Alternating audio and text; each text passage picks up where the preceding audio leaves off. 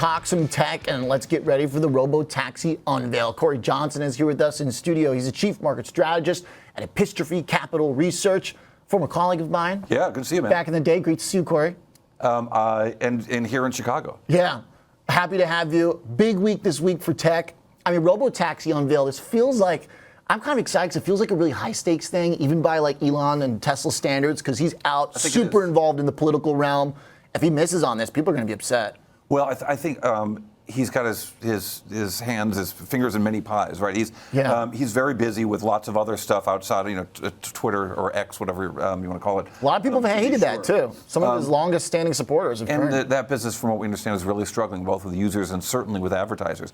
But this Robotaxi thing is, if you're a bull in Tesla, you have to believe that there are other businesses that they're not in that they will be in. 100%. But this is a guy who is serially overpromised and underdelivered, and it's almost comically overpromised and underdelivered in terms of what he said, in terms of the dates, and what he said in terms of product rollouts. And so this notion that there is a different business out there that will somehow bring revenues that aren't seen yet for Tesla is increasingly important as EVs grow and Tesla's share within EVs shrink. And this seems like the big one too, because it's the data, it's the information, it's in the trend of the AI stuff that's going on right now, and it seems like they should be a front runner, but then where you're living in SF, there's a lot more. There's Waymos everywhere. Everywhere. I saw Waymos in LA last weekend too. Yeah. And that thing's really expanding, and the partnership between Waymo and Uber is certainly going to be good news for Waymo.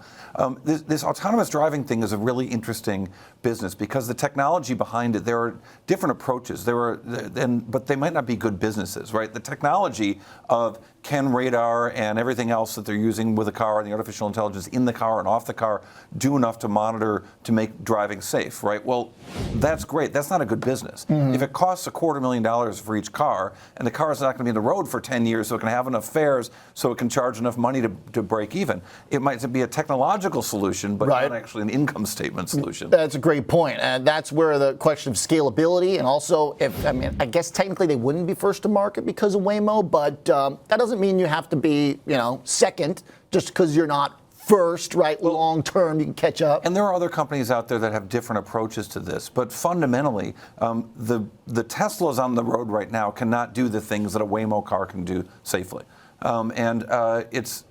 They're weird, these autonomous cars. When you see them in San Francisco, they're trip all the time. Yep. I was pulling into a parking structure in downtown San Francisco a few weeks ago, and there was a car in front of me and two Waymos in front of it. And the two Waymos were letting some passengers get out. The car in front of me was laying on the horn. Right, like, hey man, there's nobody in there. There's nobody in the car. They're laying on the horn. So it's a different experience, a different world out there. Yeah. But the Tesla vehicles, as presently constructed, cannot be self-driving robotaxis. So they just don't have the technology to do all that. The hardware. Right. They also don't have the approval from the NTSB. And Tesla has a bad reputation with the NTSB for all the over-promising that they have done, the things that Elon specifically has said about the autonomous driving capabilities that the Tesla car doesn't actually have.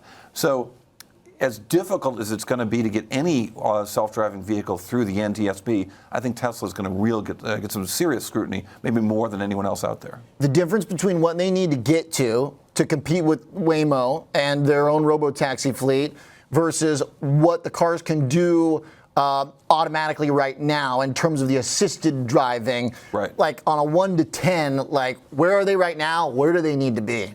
Well, they need to be at 10, right? They need to be safer than anything else on the road on a self-driving basis, right? And they're not there yet with those vehicles.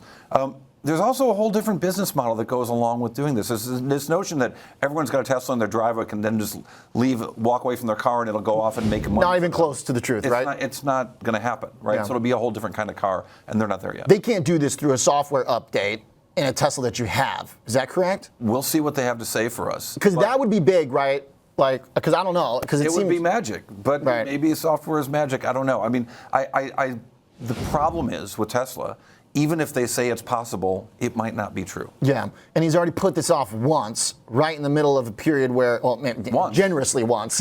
Yeah, no, they promised this in 2019. In 2019, Elon Musk said there will be 1 million self-driving robotaxis on the road from Tesla. Yeah, I was just thinking even earlier this summer they had to keep pushing out. So, all right, to your point about how this is necessary for the Tesla Dream bull case, I think is really what it boils down to, because it still is priced like something beyond a car company.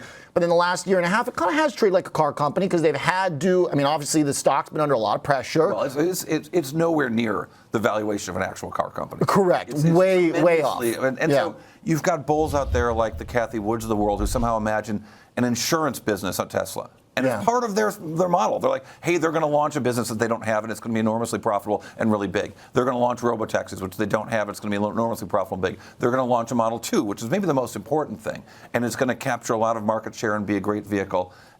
There's a lot of speculation in this name. There always has been a lot of speculation in Tesla shares. But when I look at it, I can't possibly value.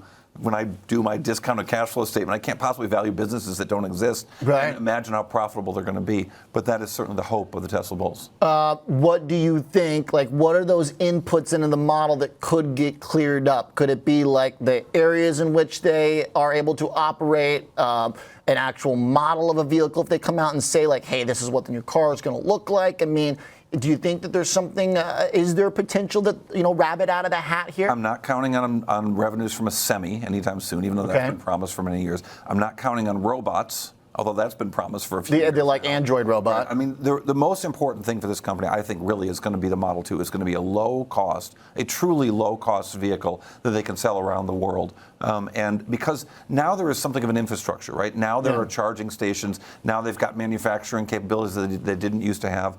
But a low-cost Model 2 that they've been talking about, has been discussed for a long time, is really important for this next leg of growth for this company. What about the energy, just purely the energy sales potential? We haven't seen that in the last couple quarters show up on the balance sheet in a positive way. Yeah, and since they're just going to own all the charging infrastructure, it seems like. That has not been a good business for them. It's not been a very profitable business for them. Potentially, or so far not, but it hasn't worked out for them yet. Yeah.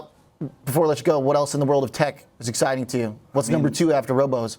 Everything that Nvidia is doing is just thrilling, and the massive spending. I spent some time with the Synopsys CFO company they do the software that's used to design chips and other systems. Yes. And it's just explosive growth in everything in AI, and it's really exciting because the AI is now being used to make AI products, and the companies like Synopsys that are facilitating the creation of new things in AI are also using AI to accelerate their growth. And it's just, I've been covering technology for a long time. I've never seen, maybe the start of the internet is the only thing I've ever seen that was so exciting. Nvidia looks like it's trying to break out again. Yeah, a lot of the stocks, I was looking at shares, companies I own, Coherent and AOI, the stocks are just exploding today. It's a good day. You had a few in there. Household. Under the radar AI trades, seems like you had a few in there? Yeah, I don't want to talk my own book.